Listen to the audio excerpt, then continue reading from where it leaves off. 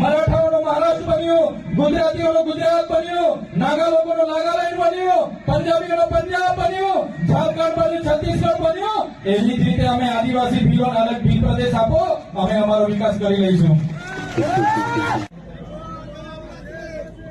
આજના યુનો દ્વારા ઘોષિત 13મી સપ્ટેમ્બર વિશ્વ આદિવાસી અધિકાર દિવસના આજના કાર્યક્રમમાં ઉપસ્થિત આદિવાસી સમાજના સન્માનીય આદરણીય નિવૃત્ત આઈએએસ આઈપીએસ તમામ અધિકારી ગણ, જેમનો અવારનવાર આપણને સમાજના યુવાનોને માર્ગદર્શન મળી રહી છે, એવા તમામ અધિકારીગણ, મંચસ્થ તમામ વડીલો, સાથે સાથે સામે ઉપસ્થિત તમામ ક્રાંતિકારી યુવાનો, માતા બહેનો અને તમામ સાથી મિત્રોનો આજના કાર્યક્રમમાં મારા સેવા જોહાર કરું છું, નમન કરું છું, પ્રણામ કરું છું.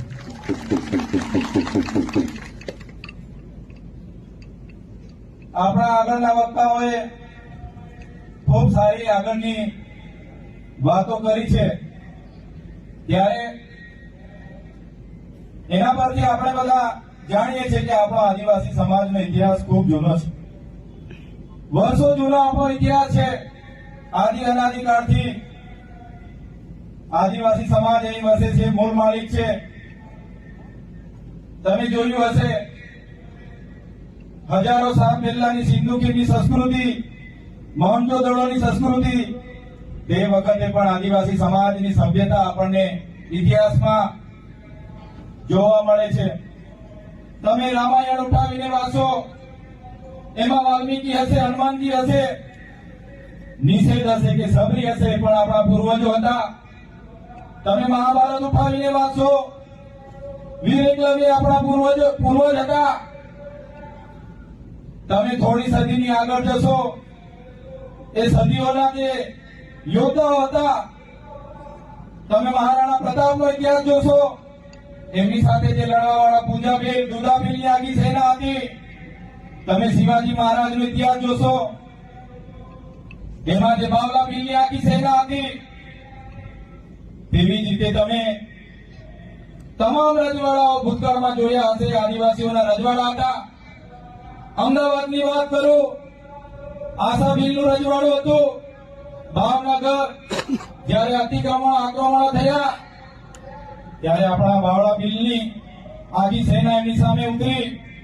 ત્યારે આપણો ઇતિહાસ ગૌરવશાળી છે, આપણી સંસ્કૃતિ ગૌરવશાળી છે, આપણી સભ્યતા હજારો વર્ષો પૂર્વની છે, સમાજમાંથી આવીએ છીએ ત્યારે ગર્વ થાય છે આપણને.